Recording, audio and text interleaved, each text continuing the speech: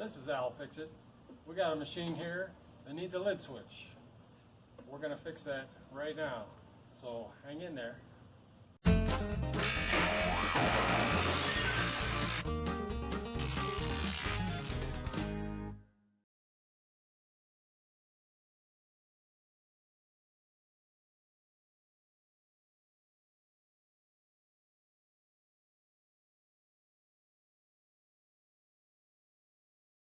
First thing we're going to do is take this cabinet off. But let me explain one thing. If you don't hear a little click when you open and shut this door, chances are the lid switch is bad on these old things. And also, if when you run the machine, it won't spin. Sometimes they won't even agitate. A lot of times it's the lid switch. So I'm going to take this apart and change that lid switch. First we'll take these two screws out. And there's one in each corner.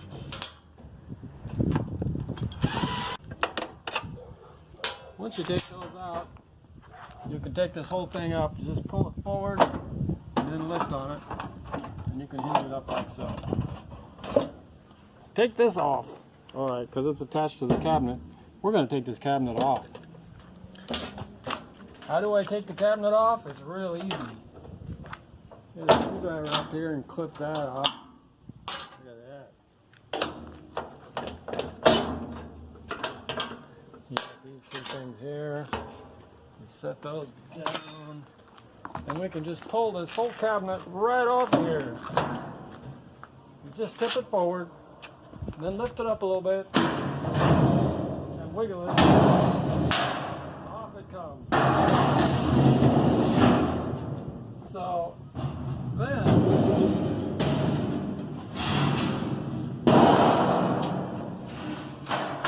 we get to the lid switch, which is right here. Now in this case, this is a brand new lid switch. It's only been used for maybe a few weeks at the most, and it's supposed to be in this position, and then it clicks when the door closes. A little thing sticks through the hole and it makes this click. And they broke the brand new lid switch. In fact, here's the broken piece here where it's been forced past where it's supposed to be. So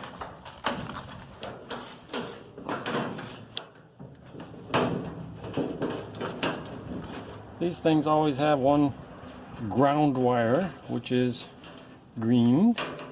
We take that off, and this is just a wire holding the things in place so they don't just get mixed up with other stuff.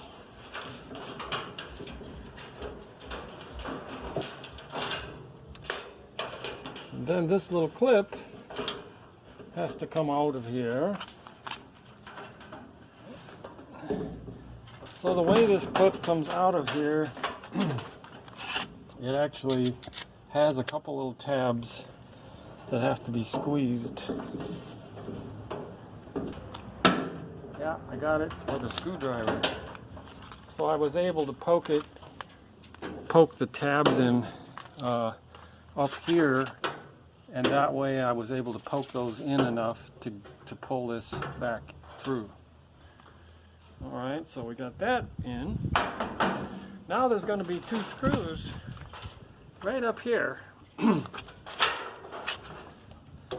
So I'm going to just take those two screws out.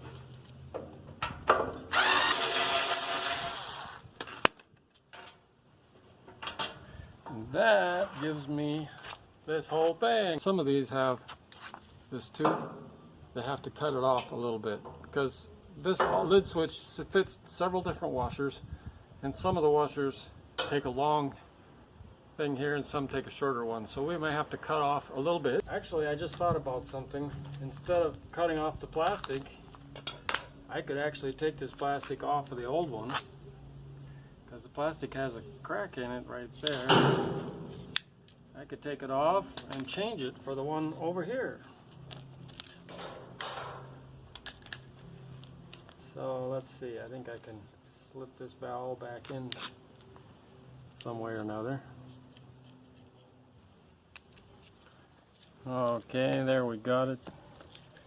And then The ground wire, you don't want to hook to the ground wire because that's just the ground. You want to use the other two wires. So I see there's the other two here. And then when you operate the switch, it should beep. Yes, it works. I can hear the beep when this clicks. So we have a brand new switch. Is good for sure. So now we're going to hook this. I get this screw in and started, and then I'll get the other one started. Okay, and I'll screw that in.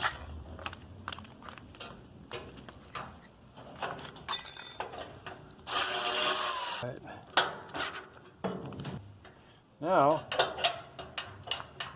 see, it works. When you push through with something, it clicks, and that turns the machine on. Over here is the thing that goes through there to make it click.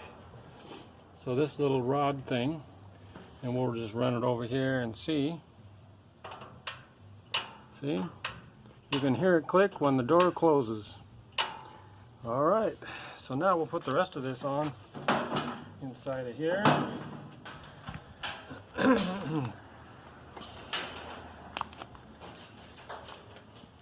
This little thing here. So there, it's clicked in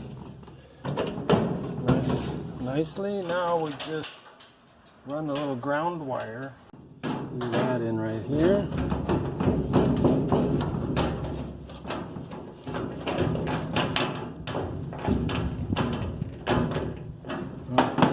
In. Now we just got to hold this stuff out of the way.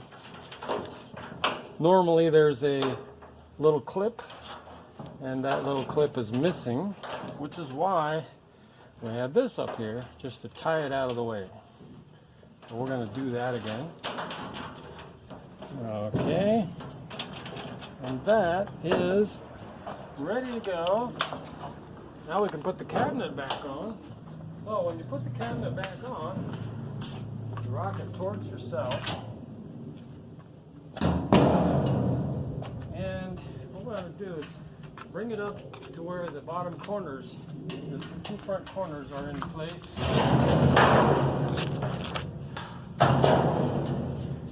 Kind of have to kick those into place. Then, as we put this down, have to make sure we're not going to break off this thing. This plastic thing could break. This could be out of whack. So just kind of pull it up into place and then drop this down. Next thing you have to make sure is that these sides, when you drop it down, they go into their little trough. So that's down. And yeah, I think they're both in place. Remember, we have these little doohickeys, and they're pretty easy to put on. We pull this up, okay, it just clicks on there like that, and then you push it down until it pops in there, and that holds it all together. So same thing over here. You just hook it in like so, and then push it down onto these holes. And there it is. Now we can plug our wires back in. All right. We can hook this back over. And you'll notice the little plastic things that go in these holes. And a lot of times people break these off, so you want to be careful of them. We're going to get those lined up.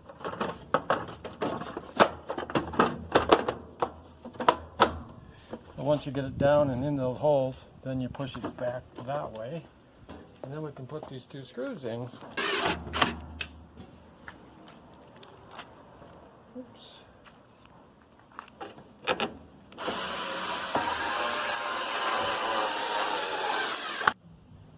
All right, so this is testing out good.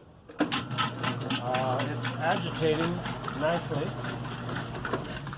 When it comes time to spin though, or empty out, then if this is broke, then it won't do that. So let me just get this to the right setting here. Oh, I have to have the lid down to do that. See, now you can hear it pumping the water out. You can see there.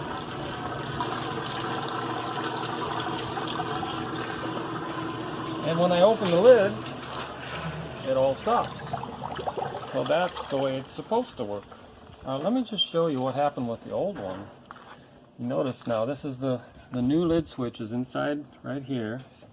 So here's where the old one was in place, and somebody has pushed something down in here to sort of bypass the switch or something. So they pushed something down in here like a screwdriver or something, and if you push too hard, like this one's been pushed too hard, and it broke. It went past where it's supposed to be, even though this was a new lid switch. The other thing that people do sometimes is they'll go up inside of here and they'll get a hold of it underneath there and yank down on it, wedge a sock or something underneath, try to wedge it on, and that will also ruin the lid switch. So either somebody's pushed it in too far or wedged something in from under here trying to make this work with the lid open. So that's the problem with the old one. Now it's working properly with the new switch. Now it drains, it spins, and it's all good again. And this is I'll Fix It. Hit the like button, and you know what to do. Come on, join me. We're going to do a lot of these things. All right.